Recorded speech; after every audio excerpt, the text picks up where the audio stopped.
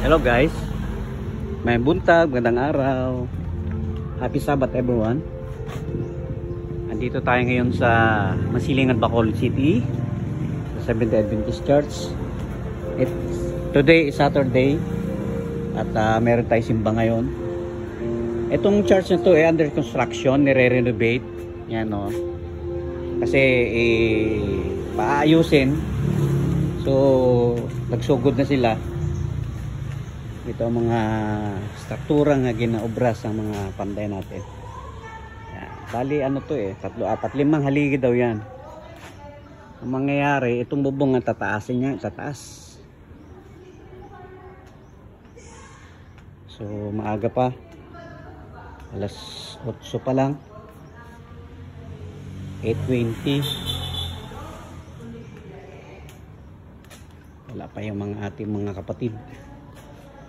Ayan guys, pag natapos ito maganda ito grabe yung solid yung pundasyon nila rito. Oh, may tugtog na siya. So guys, dito tayo, may bisita kami.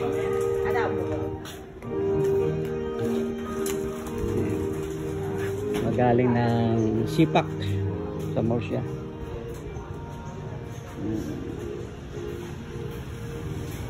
So guys, yun lang muna.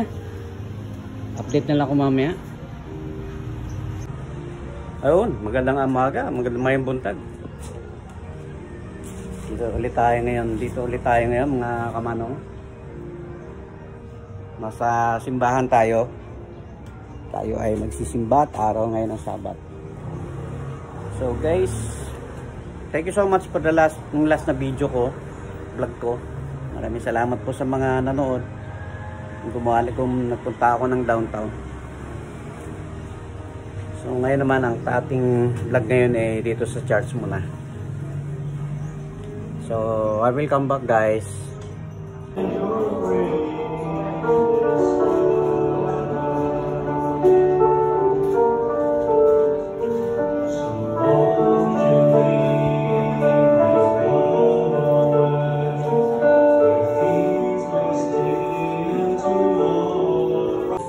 Karamihan ay mga magsasakang nagtatanim ng mais tuwing tag-ulan, ngunit sapat lamang para sa sariling konsumo.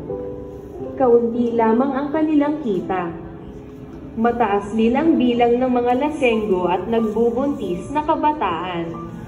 Ang public transport ay pangunahing binubuo ng maliliit at malalaking truck na may kargang mga pasahero sa likod. Bihira ang bus o taxi. Kadalasan ay naglalakad na lang. Naghanap pa kami ng pagkain sa aming pang-araw-araw at marami pa kami requirements. Yun lang po pero mga kapatid, isa yan na alalahanin natin na kailangan natin makipag-usap sa ating Panginoon.